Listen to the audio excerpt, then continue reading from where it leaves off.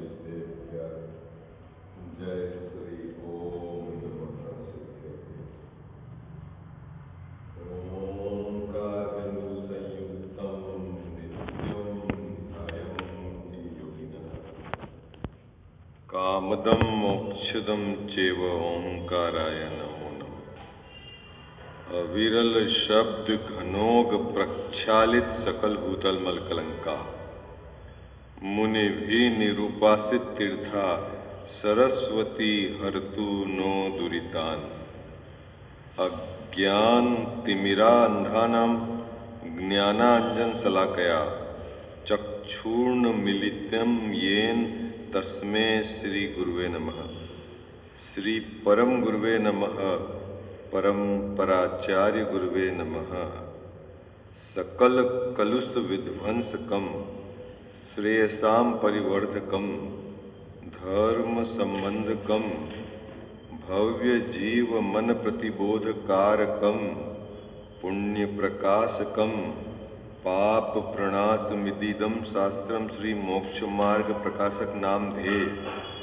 अस्य मूल ग्रंथ कर्ता रह श्री सर्वज्ञ देवा तद उत्तर ग्रंथ कर्ता रह श्री गणधर देवा प्रति गणधर देवा तेसाम वचना सामाध्य आचार्य कल्प पंडित टोडरमल जी द्वारा विरचित श्रोता रह सावधान तया शृण्वन्तु। मंगलम भगवान वीरो मंगलम गौतमो गणी मंगलम कुंद कुंदार्यो जैन धर्मोस्तु मंगलम सर्व मंगल मांगल्यम सर्व कल्याण कारकम प्रधानम सर्वधर्माणां जैनम जयतु शासनम जैनम जयतु शासनम जैनम जयतु शासनम। नमः श्री समयसाराय स्वानुभूत्याश्चकासते चित्त स्वभावाय भावाय सर्वभावान्तरे छिदे। सो निज भाव सदा सुखद अपनो करो प्रकाश। जो बहुविधि भव दुखन के करिए सत्तानाश करिए सत्तानाश। सर्वज्ञ शासन जयवंत वर्ते निर्ग्रंथ शासन जयवंत वर्ते। हे यही भाव विच्छिन्न रहता है मन में सर्वज्ञ शासन जयवंत वर्ते निर्ग्रंथ शासन जयवंत वर्ते। जय बोलो देव शास्त्र गुरु की जय। मोक्ष मार्ग प्रकाशक ग्रंथ विराजमान है। नाम कर्म के उदय से होने वाला दुख उसकी चर्चा अपन विगत 3-4 दिवस से कर रहे हैं। नाम कर्म के उदय में इस जीव को गति जाति और शरीर आदि का संयोग होता है। बात समझ में आ रही है आपको? नाम कर्म अघात्या कर्म है और इसके उदय में बाह्य सामग्री का संयोग होता है। नाम कर्म क्या है? अघात्या कर्म है और इसके उदय में बाह्य सामग्री का संयोग होता है। अब बाह्य सामग्री में क्या है? गति जाति और शरीर आदि इस जीव को एक क्षेत्र अवगाह संबंध होते हैं। अब इस नाम कर्म में के उदय में मिलने वाली सामग्री उसमें यह जीव लक्ष्य करके सुख और दुख की कल्पना करता है। क्या करता है? नाम कर्म के उदय में जो सामग्री मिलती है उसके आधार से यह सुख दुख वेदन करता समझो या सुख दुख उसको होता है। और सुख दुख जो असल होता है वो तो मोहजन्य है। किसके जन्य है? मोहजन्य है। लेकिन लक्ष्य नाम कर्म के उदय से मिलने वाली सामग्री को करके होता है, तो उसमें है ना दो प्रकार का यहाँ विभाजन किया है नाम कर्म के उदय में। एक तो पुण्य के उदय से मिलती है और एक पाप के उदय से मिलती है ना। नाम कर्म में क्या विभाजन किया है? नाम कर्म के उदय में मिलने वाली सामग्री का दो प्रकार से विभाजन किया है। एक तो है पुण्य के उदय में और एक है पाप के उदय में। 93 प्रकार की जो कर्म प्रकृतियां हैं नाम कर्म की, उसमें अपन ने जो कल विभाजन किया था 50 प्रकार की प्रकृतियां तो पाप रूप है और 63 प्रकार की प्रकृतियां पुण्य रूप है ना। तो ये जो 50 प्रकार की प्रकृतियों का जब इस उदय से इसको संयोग होता है तो वो कहती पाप का उदय है ना। और 63 प्रकार की प्रकृति के उदय, उसको क्या कहा? पुण्य का उदय। ठीक है कदम साहब, ये तो सरल है ना बात, है ना। 50 को अपन ने कल लिया था ना पाप की प्रकृति में और 63 को लिया था पुण्य की प्रकृति में, ठीक है ना। अब क्या होता है कि 50 प्रकार की प्रकृतियों के उदय से जो इसको संयोग मिलता है ना, उसका यह जीव लक्ष्य करके मोह से उसमें सुख मानता है, एक नंबर के बाद है, हाँ दुख मानता है ना। और 63 प्रकार के जो प्रकृति है उनका लक्ष्य करके क्या मानता है? सुख मानता है। ये बात टोडरमल्ली साहब ने कही, जैसे साता वेदनी और असाता वेदनी के संदर्भ में कही थी, उसी प्रकार ये बात यहां कही है। ठीक है, देखो अब क्या कहते हैं, अपन पढ़ते हैं आगे। उनमें से जो पुण्य के उदय से होते हैं वे तो सुख के कारण होते हैं। मिल गया पेज नंबर 67, है ना। किन में से पुण्य के उदय के, है ना। यह पुण्य के उदय में क्या घटाना? जो ये प्रकृतियां हैं ना नाम कर्म की, उसमें से जो 63 प्रकार की प्रकृतियां हैं उसको किसमें लिया है? पुण्य प्रकृति में लिया है। तो उन 63 प्रकार की प्रकृतियों के उदय से तो जो बाहर में सामग्री मिलती है उससे क्या होता है? सुख के कारण होते हैं, है ना। अभी एक बात समझना, सेंटेंस तो लिखा है सुख के कारण होते हैं, लेकिन हमें ये समझना है कि बाह्य सामग्री सुख दुख नहीं देती। क्या समझना है अपने को? बाह्य सामग्री सुख दुख नहीं देती। जीव उनका लक्ष्य करके अपनी कल्पना में वह सुख मानता है। क्या बात पकड़ में आई क्या जाओ साहब? ऐसा नहीं समझना कि बाहर की सामग्री सुख देती है, क्या ऐसा नहीं समझना। ये प्रकृतियों का विभाजन करा हुआ है एक सामान्यतः, है ना, कि जिस प्रकार के उदय से यह जीव जिस प्रकार का वेदन करता है ना। अभी मैं आपसे पूछूं कि पैसा मिलना पुण्य का उदय है कि पाप का उदय है? पुण्य का उदय है। अभी कोई व्यक्ति पैसा मिलने पर दुखी होवे तो उसके क्या कहोगे आप? हाँ, ऐसा है? फिर क्या कहोगे आप? है बोलो भाई, क्या कहोगे?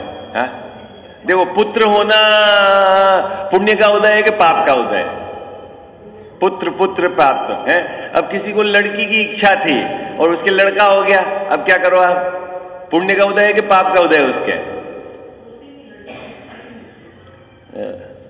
नहीं, बात आप एक्चुअली क्या है बताओ। ये जो पुण्य और पाप का विभाजन है ना, जन सामान्य जिन सामग्री के संयोग से सामान्यतः सुख का वेदन करता है, इसलिए उसको पुण्य में डाल दिया। ये कथन जन सामान्य का है। बहुतायत अने जगत के जीव सामान्यतः पैसा मिलने पर, शरीर के स्वस्थ होने पर, है ना, भोग की उपलब्धता पर क्या मानते हैं? सुख मानते हैं। तो उन सामग्री को किस में डाल दिया है? पुण्य की सामग्री में डाल दिया। लेकिन ये सब सामान्यतः कथन है, विशेष वाले में फिर ये बात अपने को थोड़ी सी बारीकी से समझनी पड़ेगी कि जैसा यह जीव वेदन करता है वैसा होता है, सामग्री में कुछ नहीं है। ठीक है ना। तो यहां जो कहा है ना सुख के कारण होते हैं, सुख के कारण में क्या समझना है अपने को भाऊजी? क्या कि सामान्यतः जीव उन संयोगों को लक्ष्य करके सुख का वेदन करते हैं, इसलिए सुख के कारण कहें, है ना। और आगे जो पाप के उदय से होते हैं वे दुख के कारण होते हैं, दुख के कारण होते हैं कि उनका लक्ष्य करके सामान्यतः जीव क्या करते हैं हिम्मत भाई? दुख। काला कलर मिल गया, काला रंग शरीर का वर्ण, तो एक तो काले रंग से खुश है और एक काले रंग से परेशान है। अब क्या करो? प्रशस्त और अप्रशस्त दो प्रकार के वर्ण हो गए ना, है? तो फिर किसी को काला रंग पसंद है हिम्मत भाई और किसी को है। तो अभी क्या है कि ये जीव लक्ष्य करके, है ना, कैसा वेदन करते हैं, उससे विभाजन हो गया क्या है? सुख और दुख का। अभी यहां सुंदर बात क्या कही टोडरमल जी साहब ने, यहां सुख मानना भ्रम है। क्या बात कही? देखो भाई पैराग्राफ देखो आप, क्या लिखा? यहां सुख मानना भ्रम है। कहां? जो संयोग नाम कर्म से मिले हैं बाबूजी, है ना, उनका लक्ष्य करके सुख मानना भ्रम है। अब मेरा प्रश्न है कि टोडरमल जी साहब को यहां ऐसा भी लिखना था कि दुख मानना भ्रम है।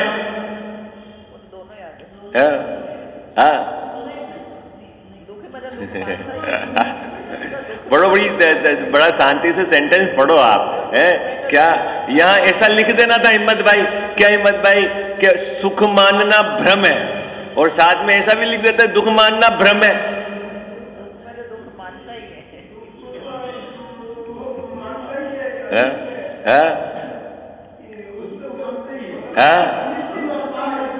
अभी मेरा प्रश्न है, दुख सच्चा है कि सुख सच्चा है? भाई वेदन तो अभी बहुत इसमें मार्मिक पॉइंट है बाबूजी, मैंने जो बात कही है, आपने भले इसको सोचा नहीं होगा गहराई से, लेकिन बोलते हो आप रीडिंग में, लेकिन आपने देखो एक बात समझना, सीधी बात मैं आपको दो टुक बात कहता हूं, दो टुक बिल्कुल समझने जैसी, कि जो भी संसार की अवस्था कर्म के उदयजन्य बनती है वह सब वास्तव में दुख रूप है।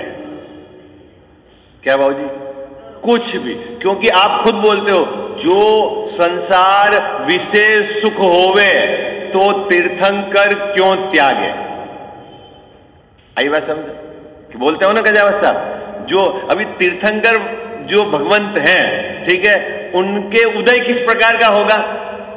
उनका सहनन, उनके नाम कर्म का ही विभाजन करें तो उनका संस्थान, उनका सहनन, उनका वर्ण, उनकी मतलब उनकी जो क्या बोलते हैं वो क्या होगा सब, है? तो वो तो सब पुण्य प्रकृतियों का, उत्कृष्ट पुण्य प्रकृतियों का उदय चलता है वहां, है? और वेदनी में भी जाएंगे तो कैसा बाबूजी है, कैसा है? उत्कृष्ट साता वेदनी का उदय चलता है। ऐसे तीर्थंकर भगवंतों को कह कर बता के कि जो संसार विशेष सुख होवे तो तीर्थंकर क्यों त्यागे, तो उन्होंने फिर अपनी आत्मा में स्थिर होकर वो बाहर के सब वैभव को छोड़कर उसमें क्यों लीन हुए? इसका मतलब है कि संसार के किसी भी प्रकार के उदय में सुख नहीं है, दुख तो सच्चा है। बाबूजी क्या बात पकड़ में आ रही है आपको? संसार के किसी भी प्रकार के उदय में सुख तो है ही नहीं, लेकिन दुख तो सच्चा है, और दुख सच्चा नहीं हुआ तो फिर क्यों छोड़े? गजावस्था बात पकड़ में आ रही है मार्मिक। तो अब इसलिए टोडरमल जी साहब ने कहा सुख दुख का भ्रम नहीं है, दुख तो सच्चा है इसको संसार में। बाबूजी दुख तो संसार में सच्चा ही है, लेकिन किन्हीं संयोगों को और शरीर की किसी अवस्था को आप लक्ष्य करके सुख मानते हो, वो सुख भ्रम है, क्योंकि वो तो दुख ही है। मुद्दा क्या कहा? बात पकड़ में आ रही है आपको? मैं और कुछ इससे दूसरी बात निकालना चाहूंगा, अभी तो मैं पहले आप ये पक्की करो, फिर बात कजावत साहब क्या बात पक्की हुई? पक्की तो देखो मैं लिख देता हूं, फिर संसार में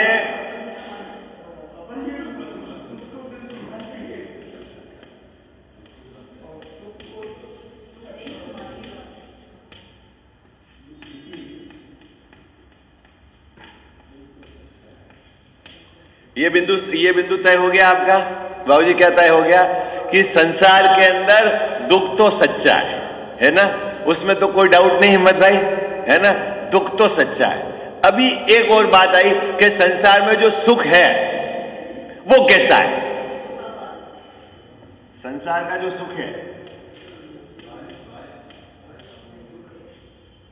हाँ, वो तो संसार का सुख मतलब आत्मिक सुख की बात कर रहे हैं। संसार के संयोगों को, शरीर को लक्ष्य करके जो आप सुख की कल्पना करते हैं वो कैसा है।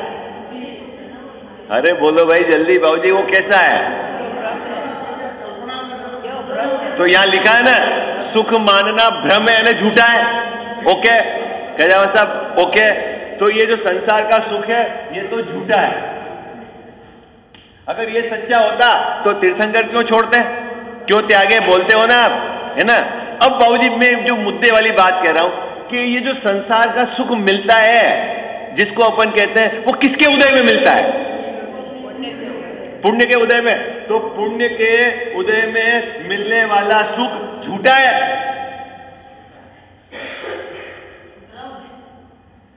या उसमें मिलने वाला जो सामग्री है उसमें सुख मानना भ्रम है। अरे अरे बात समझ में आ रही है नहीं आ रही है, हाँ जी या ना जी है, क्या रहस्य है आप बहुत शांति से समझना। हिम्मत भाई क्या बात नक्की हुई अपने। संसार में जो दुख है वो तो सच्चा है ना, वो वेदन कर रहे हैं वो सच्चा ही है ना। संसार विषय सुख हो है तो फिर तीर्थंकर क्यों त्यागे, ठीक है। और संसार में जो सुख अपन मानते हैं किसको देखकर, परिग्रह को देखकर, भोगों को देखकर, अनुकूल संयोगों को देखकर, शरीर की अवस्था को देखकर, अपनी प्रशंसा को सुनकर क्या मानते हैं बाबूजी अपन, सुख मानते हैं। वो क्या है, वो सुख नहीं, सुख का भ्रम है। भ्रम है मतलब सुख नहीं है, वो तो झूठा है।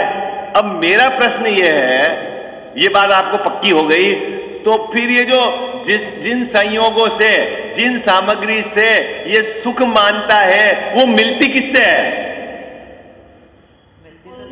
वो किससे मिलती है गजावत साहब, वो पुण्य के उदय से मिलती है। तो पुण्य के उदय में मिलने वाली सामग्री को लक्ष्य करके ये जीव जो सुख मानता है वो क्या है, भ्रम है, झूठा है। बात पक्की। तो फिर पुण्य क्या कार्यकारी है, क्या कार्यकारी है। मिथ्या दृष्टि का पुण्य तो अकार्यकारी और सम्यक दृष्टि का पुण्य परंपरा से कार्य। तो ऐसा है तो बात पकड़ में आ रही बाबूजी कि मैं जिस तरह से बात पकड़ा रहा हूं आप उधर से पकड़ना है ना। अभी जो कहा जाता है, क्या गजावत साहब क्या कहा जाता है, पुण्य करो पुण्य करो पुण्य करो पुण्य करो, उससे क्या होगा, धर्म हो जाएगा। अपेक्षा है वक्ता की, ठीक है। और उसकी गहराई से यदि अब जाकर विचार करेंगे तो पुण्य से भिन्न पढ़ना वास्तव में धर्म का पुरुषार्थ है। बात पकड़ में आई आपको। वक्ता की अपेक्षा पुण्य करो पुण्य करो पुण्य करो, और जैसा भूमिका वाला जीव और जैसा वक्ता, मैं ये नहीं कहता कि सर्वथा ये बात गलत है, आई बात समझ में आई। लेकिन जब थोड़ा सा आप क्या, मैंने कल आपको वो कोटेशन सुनाया था ना भारिल साहब का, गहराई से बिना स्वाध्याय किए तात्विक भूल नहीं निकलती, वो उनका स्लोगन है। क्या कह साहब, गहराई से स्वाध्याय किए बिना तात्विक भूल नहीं निकलती, क्योंकि किसी एक अपेक्षा को पकड़कर आप पूरा उसको चलाओगे तो मामला चलने वाला नहीं है ना। कल अपन ने क्या बात करी थी, एकांत अनेकांत की, आपको बात पकड़ में आई बाबूजी? कल की जो चर्चा चली थी कुछ किसे समझ में आई? भाई दो बातें हैं, एकांत और अनेकांत, है ना। आपको मैं कोर्स होमवर्क देता हूं, आप घर पे इसको ढूंढना और अभ्यास करना, नहीं तो क्या होगा। एक तो होता है एकांत, एकांत में भी दो भेद हैं, एक तो है सम्यक एकांत और एक मिथ्या एकांत।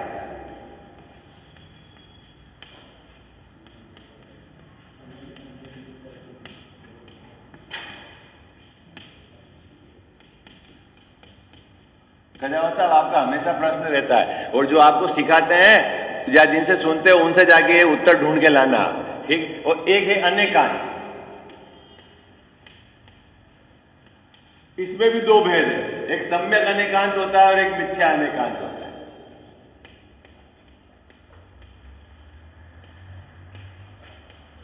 अब ये चार क्या है, ये मुझे आप मुझे ढूंढ के समझाना। क्या बात पकड़ में आई आपको? क्या करना है आपको? क्या चीज ढूंढ के लानी है बाबू जी? क्या ढूंढना है? आगम का अभ्यास करके भाई अनेकांत और एकांत। एकांत जो है वो तो मिथ्या है। कौन सा एकांत मिथ्या है? मिथ्या एकांत। आई बात समझ में आपको? वो तो मिथ्या है ना। उसके लिए तो आप छड़ाला में भी बोलते हो एकांतवाद से दूषित जो है वो सब है कपिलादि रचित श्रुत को अभ्यास है। जो वस्तु को मात्र नित्य ही मानते हैं वो तो झूठे हैं। जो वस्तु को केवल अनित्य ही मानते हैं वो भी झूठे हैं। वो चाहे चार्वाक मत हो या बौद्ध मत हो, तो वो तो क्या हो गया बाबूजी? मिथ्या एकांत। वो क्या हो गया? मिथ्या एकांत हो गया, है ना। वस्तु में, वर्तमान में वस्तु में परस्पर विरोधी धर्म एक साथ रहते हैं। परस्पर विरोधी धर्म एक साथ रहते हैं। वर्तमान में वस्तु नित्य भी है और अनित्य भी है। उसी समय नित्य है जिस समय वो अनित्य है। आई बात समझ में? समय भेद नहीं डाल रहा हूं क्या कजावा साहब? ये जैन दर्शन का अनेकांत क्या? अभी नहीं, वो सब में पूरा सुनो जल्दी। हाँ हल्ला करोगे तो विषय ही निकल जाएगा बात। और अभी आपको ग्रंथ से अभ्यास करना है बाबूजी। जो मैं बात कह रहा हूं बहुत गहरी बात है और आपको बहुत गहराई से अभ्यास करना है। क्या?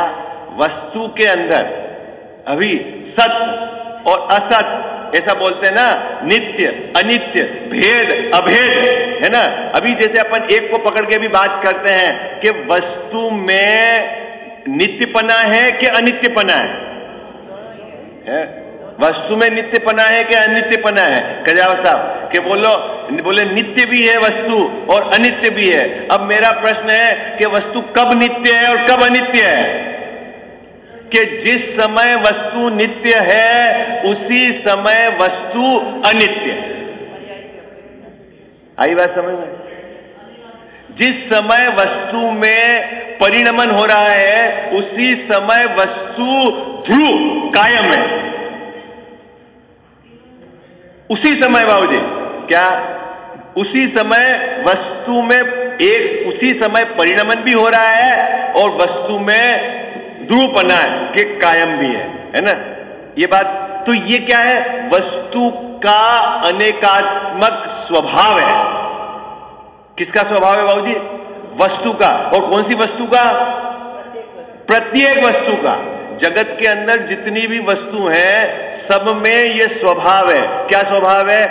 वह अनेकांतात्मक वस्तु है। उतने अनेक परस्पर विरोधी धर्म को लिए हुए साथ है। ठीक है। अब ये जो मिथ्या एकांत कैसे क्रिएट हुआ? मिथ्या एकांत कैसे क्रिएट हुआ? कि उन्होंने वस्तु को मात्र नित्य माना और अनित्य नहीं माना, तो वो क्या हो गया? मिथ्या। और किसी ने वस्तु को अनित्य माना और नित्य नहीं माना, तो वो क्या हो गया? मिथ्या एकांत। और हम अनेकांतात्मक वस्तु मानते हैं। क्या मानते हैं बाबूजी? हम वस्तु को, जैन दर्शन की खासियत है। अभी मैं पूछूंगा अनेकांत, आप नारे तो लगाते हो स्यादवाद, अनेकांतमय, लेकिन क्या है अनेकांतमय? उसका कभी विचार करा है आपने? ये वस्तु में पड़ा हुआ धर्म है। आई बात हम वस्तु के धर्म से कुछ विपरीत नहीं मानते बाबूजी। अगर वस्तु में कोई अलग हो और हम कुछ अलग माने तो फिर हमारा धर्म सच्चा कैसे है? कजावा साहब बात पकड़ में आई है आपको? क्या कहा? अगर वस्तु में कुछ अलग हो और हम कुछ अलग माने तो फिर हमारा धर्म सच्चा कैसे है? वस्तु ही ऐसी है। वस्तु ही ऐसी है, उसमें अनेकात्मक धर्म पड़े हुए हैं, परस्पर विरोधी धर्म उसमें पड़े हुए हैं। वह उसी समय नित्य है जिस समय उसमें परिणमन हो रहा है। कहां बाबूजी? वस्तु। ठीक है, लेकिन अब मजेदार बात आगे की सुनो। ये बात समझ में आ गई आपको? ये 4 कोर्स आपके घर के हैं, आप जब पढ़ के आओगे तब मैं इसका विस्तार करूंगा। बाकी मैं अभी विस्तार, क्योंकि आप है ना सिर्फ सुनने तक सीमित नहीं हो जाना। मुझे मैं ना भाली साहब से 2 बार ही मिला सीधा, और मुझे दोनों बार उन्होंने जो 2-5 मिनट का संबोधन था वो बहुत उत्कृष्ट बात कही। उन्होंने मुझे कहा था कि 6-8 घंटे स्वाध्याय करो, तब आधा घंटा प्रवचन करना। क्या कहा था उन्होंने मुझे? है कुछ बात पकड़ में आई है आपको बाबूजी? क्या? और अगर सही वस्तु पकड़ में आ जाए तो अपने जगत क्या चल रहा है, जगत की तरफ नहीं देखना है ना, जगत का सुधार नहीं करना है, अपने को अपनी दृष्टि का सुधार करना है। क्या बाबूजी क्या कहा? जगत का सुधार हमें नहीं करना है, अपने को क्या सुधार करना है? सुधार अपनी दृष्टि का करना है। ठीक है, तो अब जब तक आप गहराई से अभ्यास नहीं करोगे तब तक आपकी तात्विक भूल नहीं निकल सकती। मैं आपको सीधा 2 टूक कह रहा हूं, सिर्फ आप अपने सुनने तक सीमित मत रहना। आप घर पे जाकर आगम का अभ्यास करना, मिलान करना। बहुत अगर मान लो किसी को धीरे समझ में आता है तो कोई बात नहीं, धीरे धीरे, लेकिन स्वाध्याय जरूरी है और मूल ग्रंथ को पढ़कर ही जरूरी है। अभी आजकल ये होता ना, बहुत सारे प्रवचन आते हैं वक्ताओं के, वो आप किसी एक प्रवचन को सुनकर, लेकिन मैं सुनने का निषेध नहीं कर रहा हूं, क्योंकि जब तक आपको बेस अपेक्षा क्लियर नहीं होगी तब तक आपको क्या होगा, किसी की किसी अपेक्षा में आप खींचे जाओ। आई बात समझ? इसीलिए आपको जैसा आपको जो विषय समझना है उसकी जो आपको मिलता है वो लिटरेचर लेके, लेकिन मूल ग्रंथ सामने रखकर आप उसको सुनो और चलो और समझो। ठीक है, ये चारों बिंदु आपको कल परसों नरसों 15 दिन महीने भर में ढूंढ के लाना है। सम्यक एकांत किसको कहते हैं? मिथ्यात्व एकांत। मिथ्या एकांत किसको कहते हैं? सम्यक अनेकांत किसको कहते हैं? और मिथ्या अनेकांत कहते हैं। भी आप ढूंढो। भाई ये है ना, आपको ये जो है ना न्याय के ग्रंथों में मिलेगा। एक बालिका की पतली किताब है, शादवाद अनेकांत। हाँ, शादवाद अनेकांत की पुस्तक है, और ऐसे अनेकांत शादवाद पे तो बहुत सारा रिसर्च हुआ है बाबूजी, बहुत सारा रिसर्च हुआ है। उसमें श्वेतांबर मत में भी, दिगंबर मत में भी, और सब वक्ता ने लिखा है, और आपको न्याय के ग्रंथों में मिलेगा, है ना।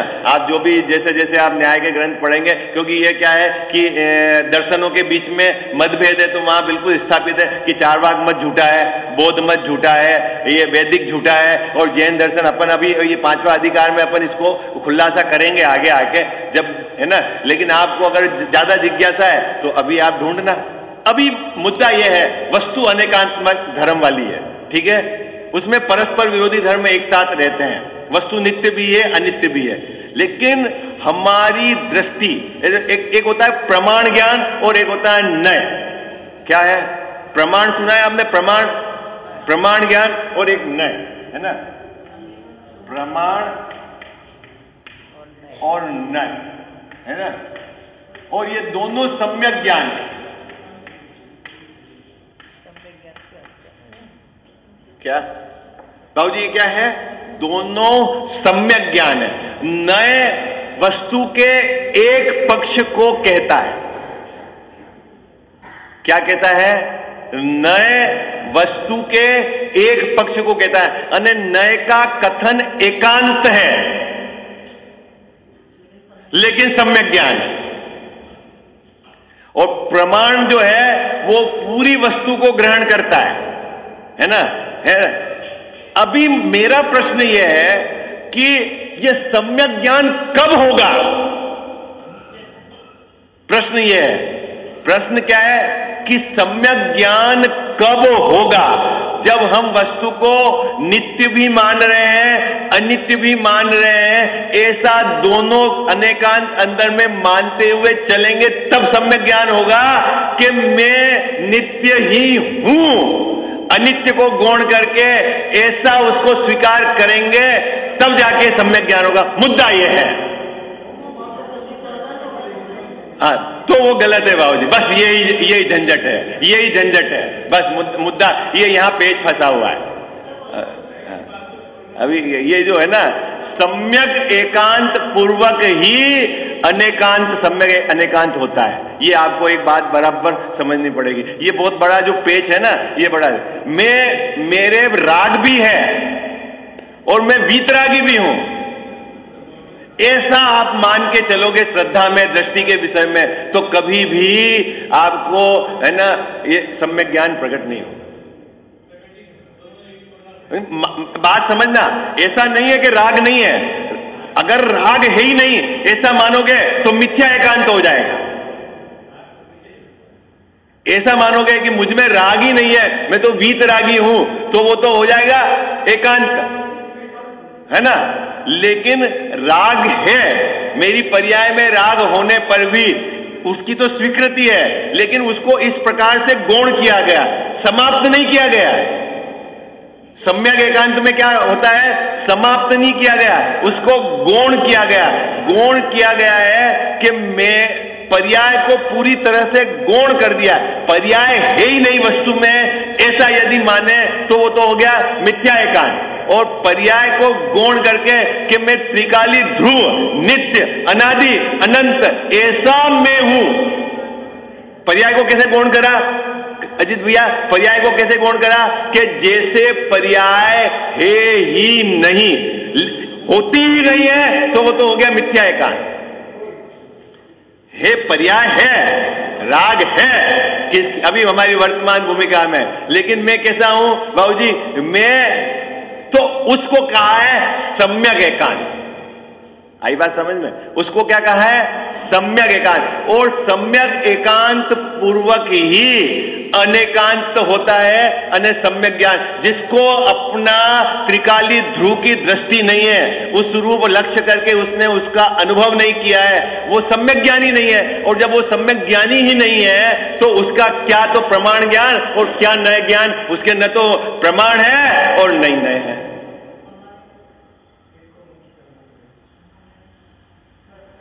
कुछ बात है कठिन हो गई, विषय कठिन हो गया। ये बाबूजी बहुत जबरदस्त पेच है। अभी इसमें क्या है, किसी भी तरफ विषय खिंच जाए, अगर आपको बैलेंस नहीं हो तो गोते खाते रहो, अरे ये तो गलत है, ये तो झूठा है। अब क्या वक्ता के अभिप्राय को यदि नहीं समझे तो क्या है। मैंने कल ही अपन ने चर्चा की थी, वही कुंद आचार्य क्या कहते हैं कि आत्मा राग का करता है। कौन राग करता है? कौन राग कहां पाया जाता है बाबू? शरीर में पाया जाता है कि 8 कर्मों में पाया जाता है? राग कहां पाया जाता है? कहां पाया जाता है राग? है 8। और वही कुंद आचार्य कहते हैं कि आत्मा को राग का कर्ता मानेगा जब तक इसके कर्ता कर्म की अज्ञानता पड़ी है, तब तक ये मिथ्या दृष्टि रहेगा। लो अब क्या करना कजाव साहब, अब बताओ आप कि कौन सी बात सच्ची है? अभी वो एक पंक्ति लगाओ और छापो, हो तो देखो उसने क्या बोला है। कुंदाचार्य ने कहा ये तो आत्मा राग का करता है, और ये तो कहता ही है कि कर्ता कर्म की भ्रांति जब तक ये आत्मा मानेगा। अरे क्या चक्कर है भाई, क्या क्या क्या कजाव साहब, लगाओ आप फोटो। आप ऐसी छोटे छोटे गुटके बहुत बन गए हैं बाबूजी। गुटके आपको पता है, गुटके मतलब जहां से जैसा लिखा और एक किताब छाप दी और उसको, अरे भाई गहराई से अभ्यास कर। वही आचार्य देव एक जगह कह रहे हैं कि आत्मा राग का करता है, और एक जगह वही आचार्य देव कहते हैं कि जब तक तू राग का कर्ता मानेगा, क्रोधाधिक भाव का कर्ता मानेगा, तब तक तेरे कर्ता कर्म की भ्रांति बनी रहेगी और ये अज्ञानपना चला रहे। ये लो क्या बात है। अब क्या करना बाबूजी बताओ आप? है अभी आपको अभी असली पुरुषार्थ क्या है, मुद्दा तो यह है। इसलिए देखो मैं आपको पहले बता देता हूं तरीका क्या है ना। और ये दोनों आगम है कजाव साहब, दोनों आगम है, प्रवचन सार और समय सार, दोनों आगम है, आचार्य परंपरा से प्राप्त है अपने को। ऐसा नहीं है कि किसी ने बीच में से निकाला है, दोनों। अभी पहले क्या करो आप, वस्तु का निर्धारण कर लो।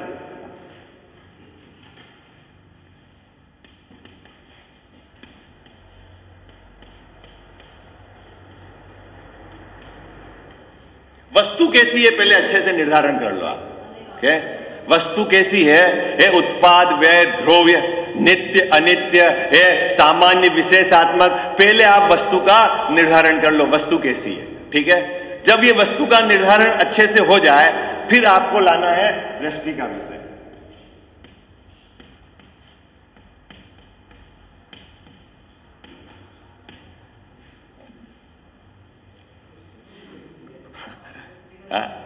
भी बात पकड़ में आई है आपको? अगर इसको निर्धारित नहीं करोगे और सीधा इसको आओगे तो क्या हो जाएगा? एकांत पकड़ लोगे आप। आई बात समझ में? सीधा इसका अभ्यास नहीं करोगे और सीधा कि आत्मा तो शुद्ध है, पवित्र ही है, उसमें तो अशुद्धि ने प्रवेश किया ही नहीं है, मैं तो शुद्ध बुद्ध हूं। तो अभी टोडरमल जी साहब 7वें अधिकार में बताएंगे निश्चयवासी। अब उस समय खूब चर्चा करेंगे उसकी। बाबू जी बताएंगे निश्चयवासी, व्यवहाराभासी और उभयाभासी, 3 तरह के आभास हैं। क्या कह जाओ साहब? तब अब आपके सब शंका समाधान खुल जाएगी कि निश्चय मैं तो शुद्ध बुद्ध सिद्ध समान हूं। अरे अभी है तो संसारी और तो अपने को सिद्ध मानता है? तो सिद्ध है कि नहीं बाबू जी? सिद्ध है कि संसारी है? हाँ हाँ। तो अभी वो जो चक्कर है, वो चक्कर क्या रहती है कि अब सांगोपांग अभ्यास नहीं है। सही बात बताऊं ईमानदारी से, हम स्वाध्याय हमारा कम होता जा रहा है ना। 4 कलाक 5 कलाक गुरुदेव जी ने कहा था। अब ईमानदारी से आप हाथ पे रख के विचार, अपने हृदय पे हाथ रख के बोलो कितने घंटे हम मौलिक स्वाध्याय करते हैं? हाँ, सुनने के अलावा। हाँ, मेरा झुकाव मौलिक स्वाध्याय पे ज्यादा है। कारण क्या है कि जब तक आपको बेस क्लियर नहीं है तो वक्ता का अभिप्राय नहीं पकड़ पाओगे, वक्ता का अभिप्राय नहीं पकड़ पाओगे और आप कुछ अपनी मिथ्या मान्यता लेके चल रहे हो। अरे ये तो ये गलत है, ये सही है, ऐसा नहीं होना चाहिए, ऐसा करना चाहिए। अरे भाई तू पहले आगम का अभ्यास तो कर, कहां से ला रहा है तू ये सब फार्मूले?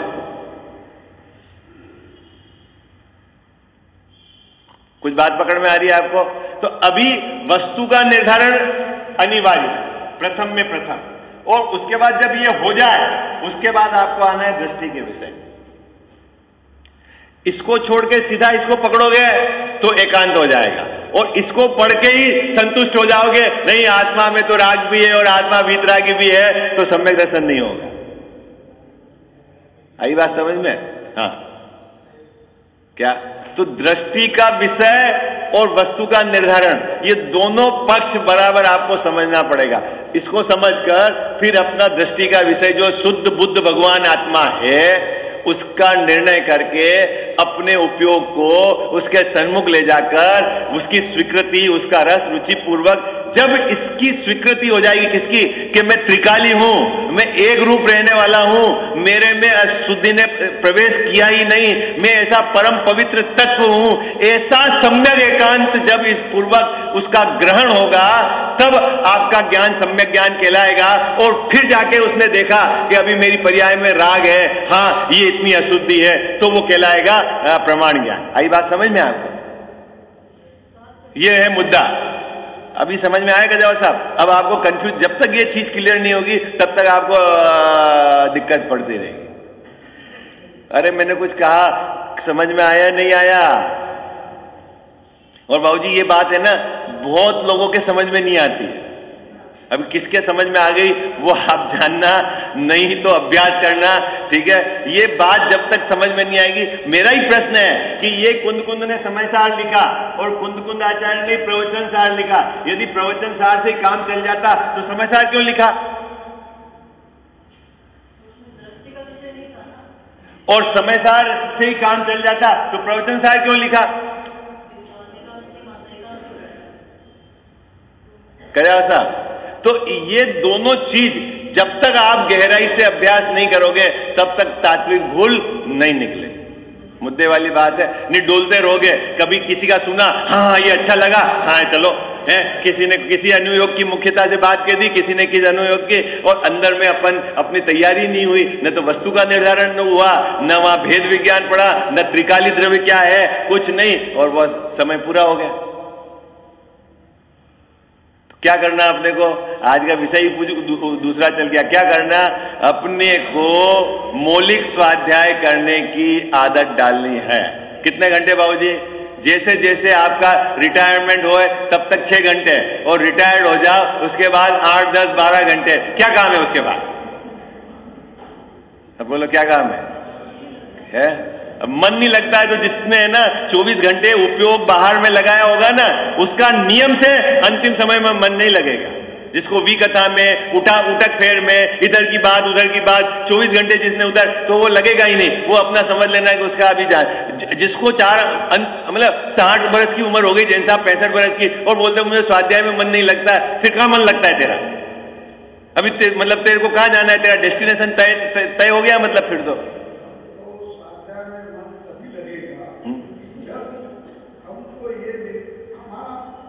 ये निर्धारण हो जाए कि हमको ये भव मिला है और भव को काटने के लिए मिला है। बिल्कुल, तो ही होगा। और बिना स्वाध्याय किए मेरे ये काम नहीं होगा, ऐसा भी आपको पक्का रहे। आई बात? अभी क्या जगत की परपंच में पढ़ना है? वो तो जैसा होना है वैसा ही होगा, उसमें आपके विकल्प से क्या होगा? बोलो। अभी पूरा समय है आपके पास 24 घंटे, कोई काम नहीं है, पेंशन आ रही है, ये है, जो समय बर्बाद कर रहे हो मनुष्य होगा, उसकी कीमत नहीं पता है आपको। आप ग्रंथ लो, मूल ग्रंथ अभ्यास करो। और ऐसा क्या हिंदी के ग्रंथ है जो आपको समझ में नहीं आते हैं? अभी बाकी दूसरी बातें तो सब समझ में आ जाती। अच्छा, इसने इस अपेक्षा से कहा, इसने यूं कर दिया, ये तो सब समझ में आता है, और यहां बात समझ में नहीं आती आपको, है? नहीं है? जरा सा गजाव साहब आपको कुछ अलग टोन से कहते हैं, अच्छा मैं समझ गया आप क्या क्या कहना चाह रहे हो, तो वहां तो समझ जाते हो, यहां अपेक्षा नहीं समझते हो। सही बात तो यह है जैन साहब, मैं आपको बताऊं फैक्ट, कि जिसके आयु का बंद हो गया है और जिसके मान लो अभी जाना है दूसरी जगह, तो उसको कितना भी मैं हल्ला करूं वो ग्रंथ नहीं पढ़ेगा। आई बात समझ? और जो सावधान जीव है, क्योंकि आयु का जो है ना अंत समय में आयु बनने की संभावना बहुत है, इसीलिए जिनकी उम्र 55-50 साल हो गई उनको तो एक समय विकथा, एक समय टीवी के सामने, एक समय जगत की चीजों की तरफ बिल्कुल विचार नहीं करना चाहिए, सिर्फ एक अपनी आत्मा के बारे में विचार करना चाहिए, क्योंकि वो क्रूशियल टाइम है आयु बनने के, उसमें त्रिभाग की संभावना वहां बहुत ज्यादा पॉसिबिलिटी है। और फिर भी अगर जिस जीव का बार ही बार उपयोग लगता है तो समझ लेना अभी हमारा क्या बाबूजी नंबर अभी संसार में घूमने का टाइम बहुत है। यूं है, विशेष चर्चा बाद में। हाँ, बढ़िया बात है, अच्छा है साहब। माता तू दया करके कर्मों से छुड़ा देना, इतनी सी विनय तुझसे चरणों में जगह देना। माता तू दया करके कर्मों से छुड़ा देना, इतनी सी विनय तुझसे चरणों में जगह देना।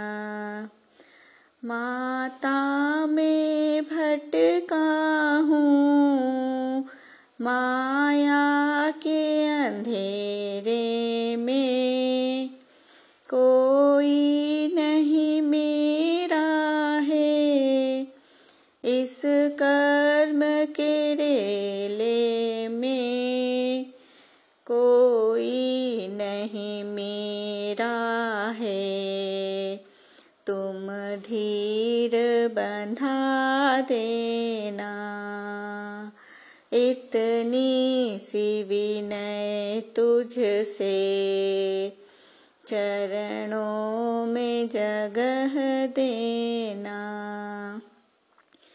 जीवन के चौराहे पर मैं सोच रहा कब से, जाऊं तो किधर जाऊं मैं सोच रहा मन से, पथ भूल गया हूँ मैं, तुम राह बता देना। इतनी सी विनय तुझसे, चरणों में जगह देना। लाखों को उबारा है, मुझको भी उबारो तुम। मझधार में है नैया, उसको भी तिरा दो तुम। मझधार में अटका हूँ, मुझे पार लगा देना।